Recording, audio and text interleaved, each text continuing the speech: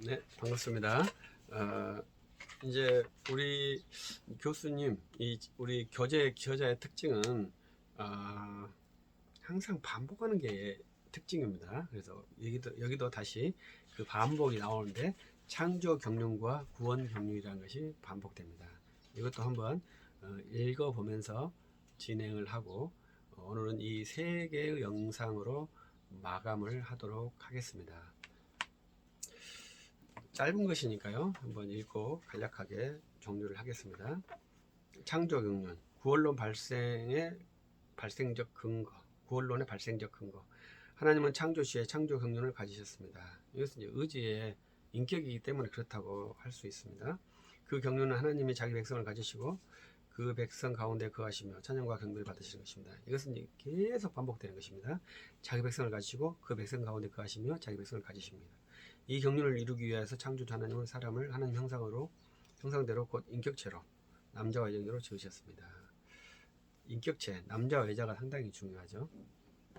이 진리를 하나님의 형상을 따라 모양대로 지으셨다고 표현하였습니다. 그리고 아담과 언약을 맺어 창조주만을 하나님을 섬기는 백성으로 삼으셨습니다.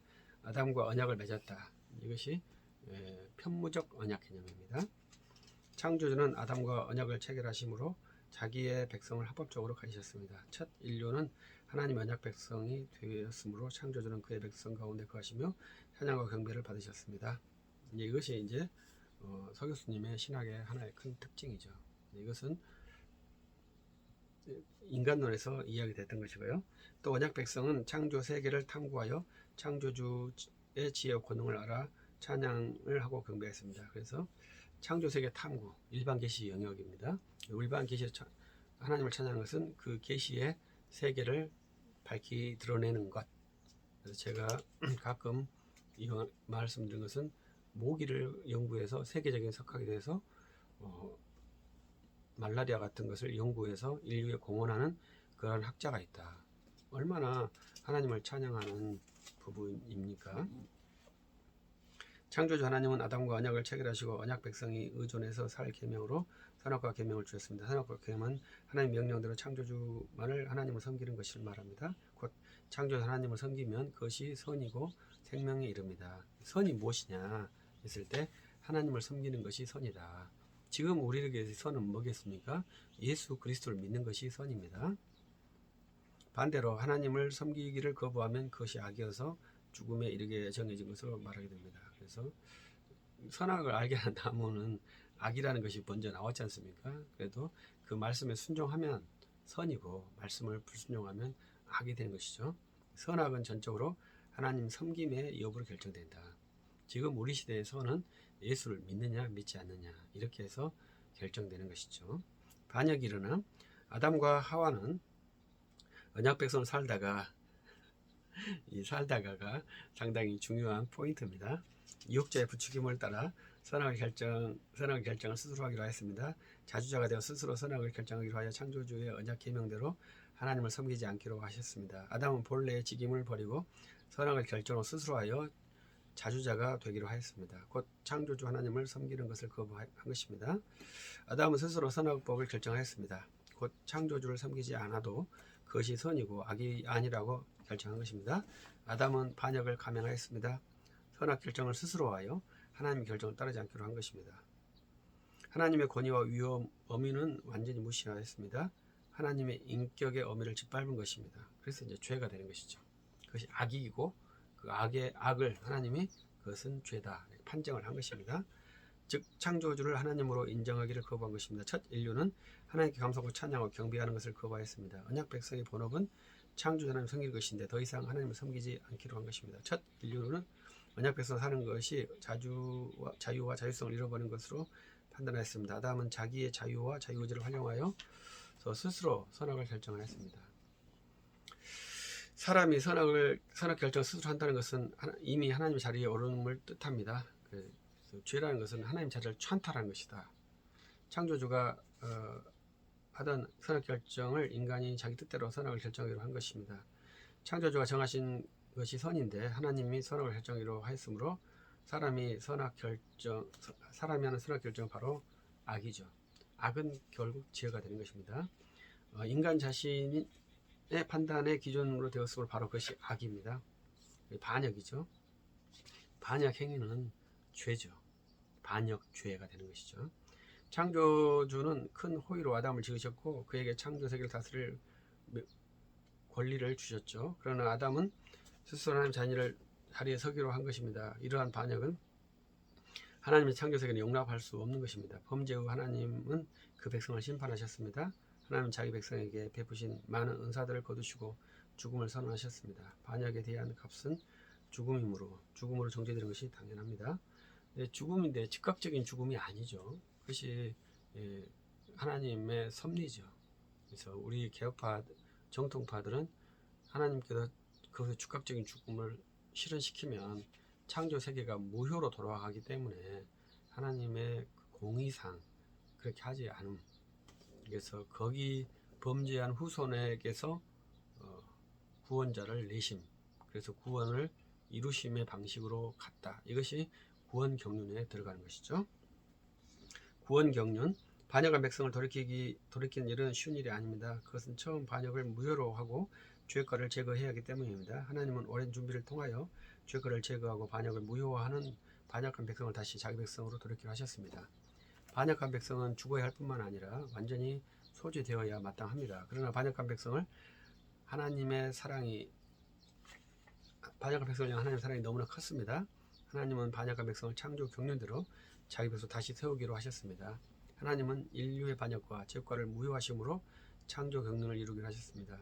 하나님 자신이 인류 죄과를 대신 지고 형벌을 담당함으로 죄값을 치러 반역자들을 다시 자기 백성을 돌이키기로 하셨습니다. 이것이 이제 기독론에 있는 내용이죠. 백성을 구원하기 위해 하나님이 사람이 되시고 선인의 위격에서 인류의 죄과를 담당하셔 죄값을 치름으로 반역을 무효화하기로 하셨습니다. 기독론에서 있는 부분입니다. 이 일을 위해 하나님의 사람이 되셔 예수 그리스도가 되셨습니다. 사람이 되신 하나님은 인류 죄가를 지고 그 죄값대로 피 흘려 죽으심으로 죄가를 제거하고 반역을 무효화했습니다. 예수 그리스도의 구원 사역이 바로 죄값을 치러 반역을 무효함으로 백성을 돌이키기로 한 사역입니다. 구원의 적용은 성령이 하십니다. 성령은 그리스도의 구원을 사람들에 적용하시므로 구원을 완성시킵니다. 구원의 이루심은 그리스도께 하시고 구원의 적용은 성령이 하신다. 이러한 내용이거든요. 그런데 이제 우리가 간과한 것이 복음의 선포입니다. 우리가 일반적인 복음의 선포가 아니라 교회 주일날 예배의 강단에 선포되는 복음의 선포가 우리 신학에서 간과된 것이죠. 그래서 그 복음의 선포로 성령이 역사하신다. 이게 아주 기본적인 구도를 가져야 하겠다라고 생각합니다. 그래서 루터와 칼빈의 공통적인 특징은 그 복음 선포를 굉장히 강조하신 분들이에요. 그래서 왜냐하면 그분들은 미사, 복음 선포가 없는 성례를 복음 선포를 성례로 포함시킨 분들이잖아요. 그래서 성경적 교회, 말씀이 흥왕해야 교회가 흥왕한 그러한 구도로 개혁을 완수한 분이 루터와 칼빈이거든요. 그래서 우리는 그 성경 사도행전 2장 베드로 사도께서 복음을 선포함으로 3,000명이 회개케 하는 역사, 그것을 회복한 루터와 칼빈의 복음 선포의 역사를 우리가 받고 있거든요. 그래서 우리는 교회를 이해할 때 반드시 복음 선포를 굉장히 중요하게 생각을 해야 합니다. 그래서 옛날 우리가 하나님 중심, 교회 중심, 말씀 중심 이렇게 했는데 그 말씀이 교회에서 선포되는 복음 선포라고 저는 생각을 해요. 그래서 그때는 그냥 성경인가 이렇게 생각했는데 강단에 선포되는 말씀이에요. 근데 왜 그 교회냐? 그 교회의 지체들이 함께 협력해서 성화를 이루어가기 때문에 그런 것이죠. 하나님은 예수 그리스도 이름으로 사람들을 불러 그의 피로 깨끗하게 하십니다. 이렇게 또 여기서는 말하네요. 부르다는 말은 소명이죠. 그래서 하나님께서 자기 백성을 부르신다. 이것이 거듭남입니다. 소명, 거듭남. 그리고 그들로 하여금 믿음을 고백하고 회개하게 합니다. 믿는 사람들을 의롭다 하시고 깨끗하게 만드십니다. 죄 가운데 태어나서 죄로 살아온 사람들을 성령이 그리스도의 피로 깨끗하게 하여 하나님의 백성으로 합당하게 만드는 과정이 성화 작업입니다. 구원에서도 성령이 역사하시죠. 성화에서도 성령이 역사하시죠. 그래서 오직 성령 그렇게 말한 것이 아니라 오직 은혜, 이중 은혜를 그래서 말하는 것입니다. 죄 가운데 태어나서 죄로 사는 사람의 방식으로 방식을 옛사람이라고 합니다. 그래서 옛사람의 틀을 벗고 새 사람이 되게 하여 거룩한 하나님 백성으로 자라게 하는 것이 거룩하게 됨 혹은 성화입니다. 예수 그리스도의 구원을 사람들에게 적용하여 깨끗한 하나님 백성으로 만드는 모든 과정을 통상 구원의 서정이라고 부릅니다. 전통적인 구원론 서정을 중심적으로 다뤘지만 구원 서정만 다루는 것은 합당한 신앙론이 아닙니다. 구원론의 요점은 의롭다고 하시고 거룩하게 하셔서 하나님 백성으로 완전하게 회복하는 것입니다.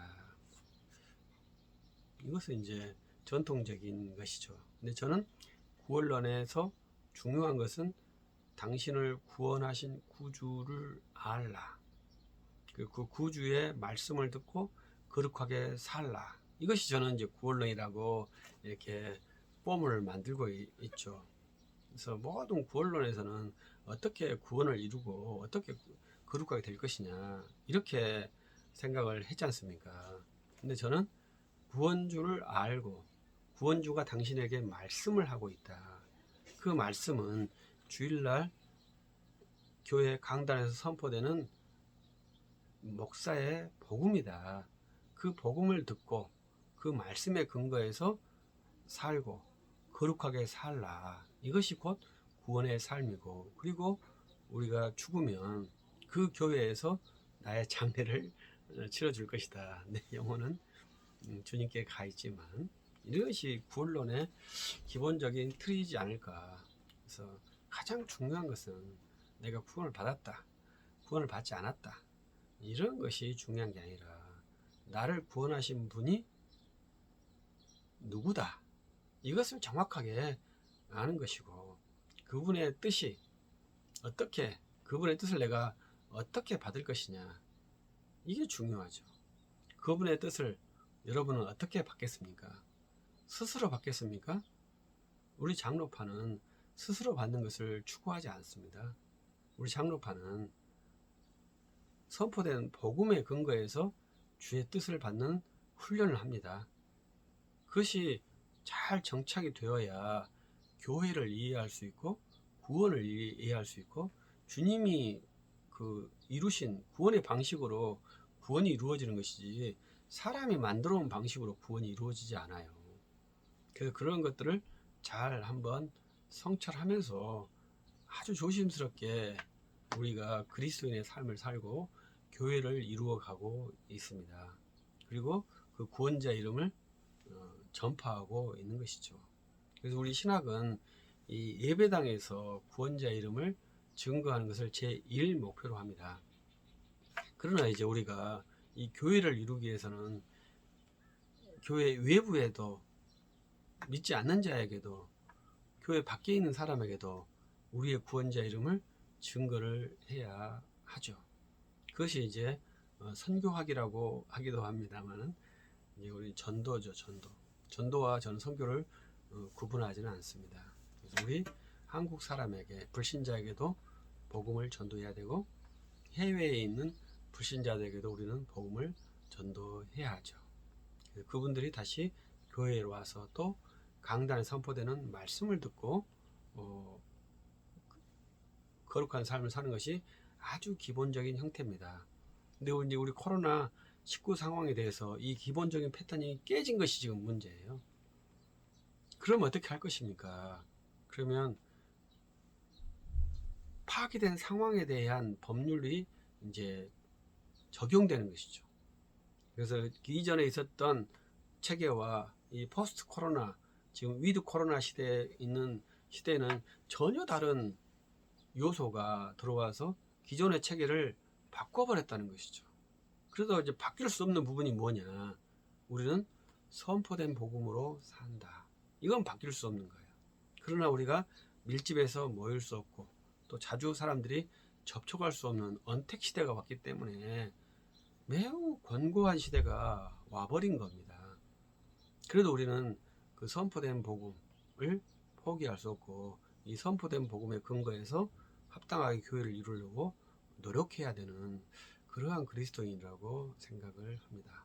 그래서 구원받은 여러분, 우리가 구원받았을 뿐만 아니라 또 구원을 위해 예비된 주의 자녀들에게 복음을 선포해서 그들이 복음을 듣고 우리처럼 예수님을 믿고 많은 사람들에게 교회를 이루고 또 복음을 증거하고 주의 오심을 기다리는 그러한 그리스도인의 체계를 이루기 위해서 한번 협력하고 또 함께 기도하고 함께 몸부림할 수 있기를 기대합니다. 감사합니다.